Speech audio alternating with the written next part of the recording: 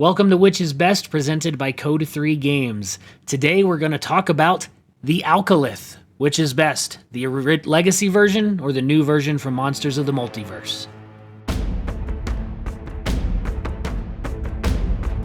DM Aaron here with Sam and Manny. Today we're going to talk about the monster, the Alkilith. Sam, it's all yours. So, I think like most people here, unless you're a really big D&D fan, I had never heard of this monster before. So, discovering it, I am really pumped to talk about it. So, starting off with lore, the lore is basically the same. It's just been restructured between its legacy version in Tome of Foes and its revised version in Monsters of the Multiverse. So, it's basically the same issue. No problem there. Going now to its stat block.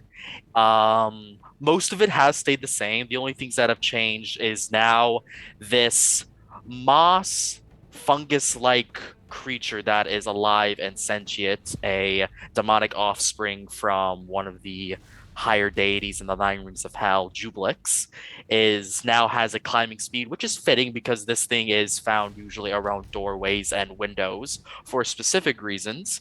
It now has a climb speed in its stat block versus its original, where it didn't, and it didn't really make any sense. So having this climb speed is good, and also still has the same speed as its walking speed, which I believe is a 40-foot speed. Yes, now it has a 40-foot climb and a 40-foot walking speed, which is terrifying.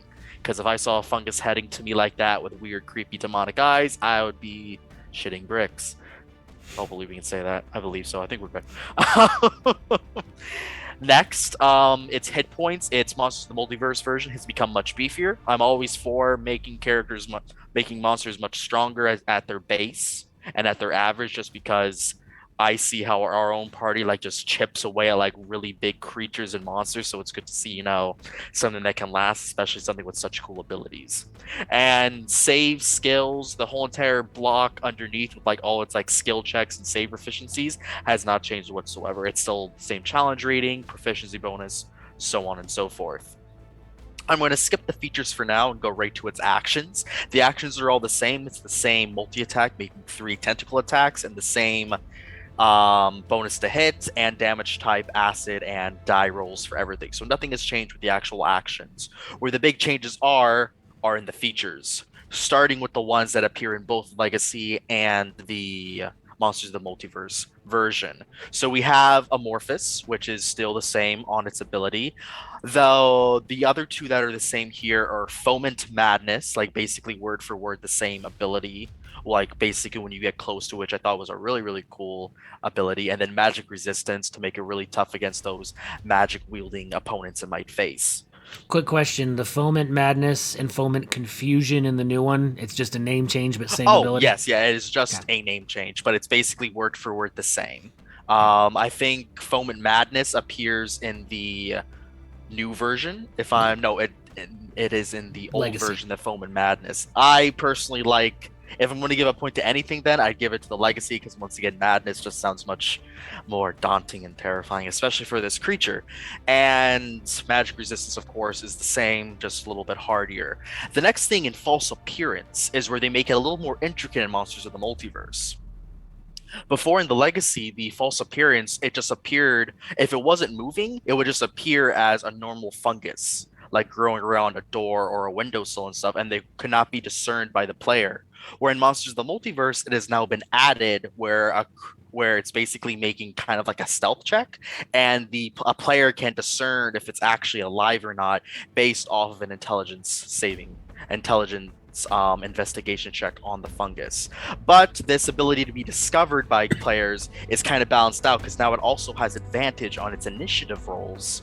So it still has a sneaky stealth-like feature and ability given to it, and even more so by having the jump on a player that's ambushing, because you might go up to a door and be it's just not a well-kept infrastructure, not some demonic being that's going to melt me with its acid. So it definitely adds to that. Now we're going to go to 3 abilities that are very crucial for the monster that were added in Monsters of the Multiverse versus its Legacy. So the first one is the Spider Climb, basically giving it its climb speed.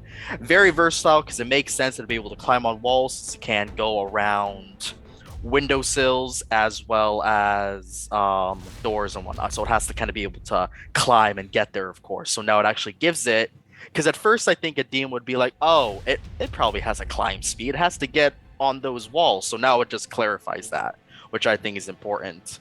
Its next part that I'm going to go to is its unusual nature, which is only available in the new version, basically allowing it and saying that it does not require air, food, drink, or sleep, which is very, very intricate. It's basically making it kind of like just a single entity that's just made for one thing, which is its Abyssal Rift ability, which is where this creature becomes really, really cool to me.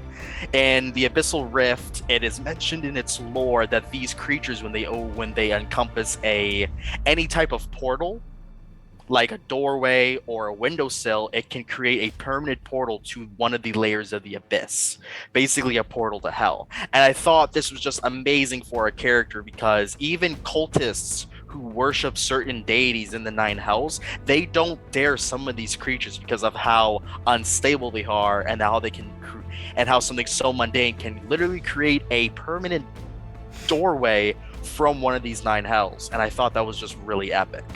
And so before, when it was just in the lore, the Abyssal Rift ability gives you like actually a breakdown of how it kind of works, where it gives you 66 days rolled by your DM to basically state like, oh, if this stays there for that amount of time, a rift to a random layer of the abyss will appear.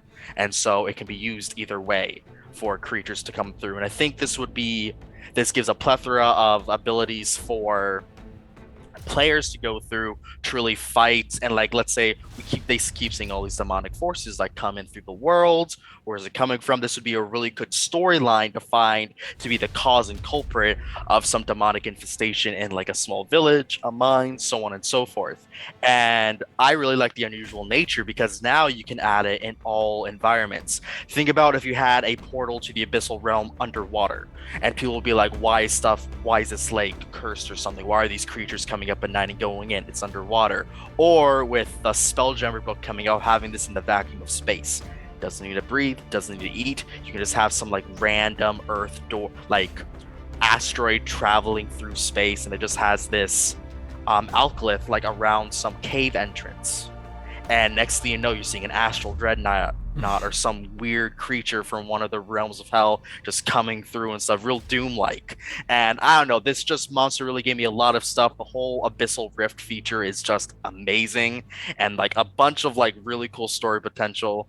And just that it kind of like specified some like really important features, and the unusual nature, making it just more like a machine rather than like a living, breathing organism, and to only like make portals and get its master through. I'm definitely giving this to Monsters of the Multiverse.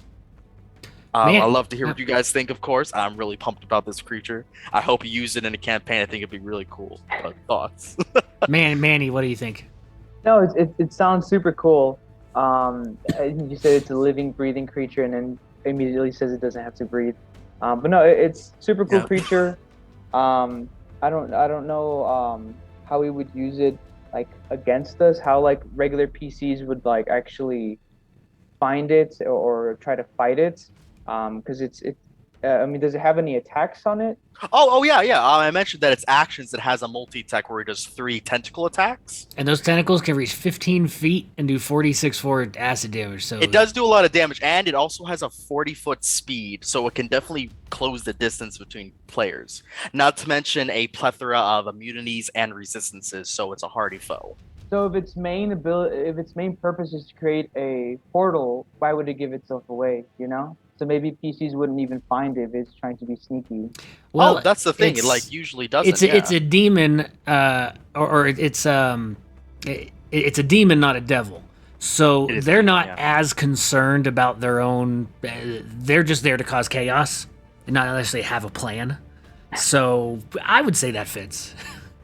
And plus, like these ones as well, before, if it didn't move, you wouldn't be able to discern from a normal fungus or fungi growing around a windowsill. You just be, once again, this is bad infrastructure. It's the ability with false appearance in Monsters of the Multiverse that allows you to discern it. So like, let's say you had someone in the group that like did research and learned of these creatures, they'd be able to spot it. Before, wasn't even an option. But most of the time, all it is just slowly creeping and ebbing and growing around some type of doorway to create these portals over time. And so, Manny, let me take, because here's one of my two thoughts that would just spin off kind of your question here, is as you were talking about this, I'm already planning a one-shot for this, just in the time we've been making this video. Because I'm thinking, okay, you've got a castle, and your PCs are hired because every time they go to this certain part of the castle, people start acting and going crazy. Okay, well, that's where this thing is. So your PCs go and investigate, and you make it so they don't necessarily know what... They maybe see the ooze, but don't know what it is. And then there are some other creatures there that they have to deal with, make it kind of an investigation thing. Then they go to the library, and in the library, they get to discover, okay, there's this kind of creature that can cause madness and would eventually open a doorway to hell. Oh, geez, we better go back there. And then by the time they get back there, the portal's opened, and then you have the big, bad, evil fight at the end. I think that could be a pretty good one-shot. And this creature, too, is pretty hardy. Like, with a challenge rating 11, this could be its own entity as well. It's really fast. Like I said, really fast, many immunities and resistances. And being able to potentially hit 12d6 plus 12 acid damage in a turn is pretty intense on a creature. Any other thoughts, Manny? No, you answered all my questions. It sounds terrible.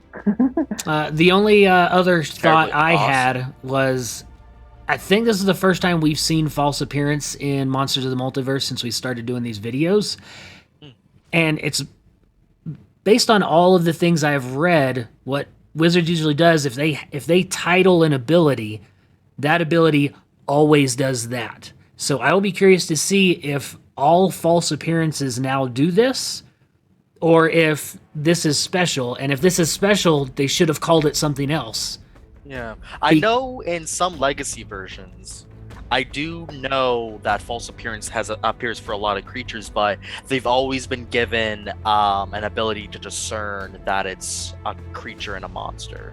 Right, but this one gives that initiative advantage and a couple other things that I haven't seen before. So yeah, I think the initiative balance was the bonus, because now you can like actually seek it out. Right, and I've got the Jubilex on mine, so when I do that one, I'll be sure to take a look at it. The Jubilex, yes. Ooh, the oozing horror. Right. So okay, with that, I think it's time to vote. So we have the Legacy version here, and we have the Monsters of the Multiverse.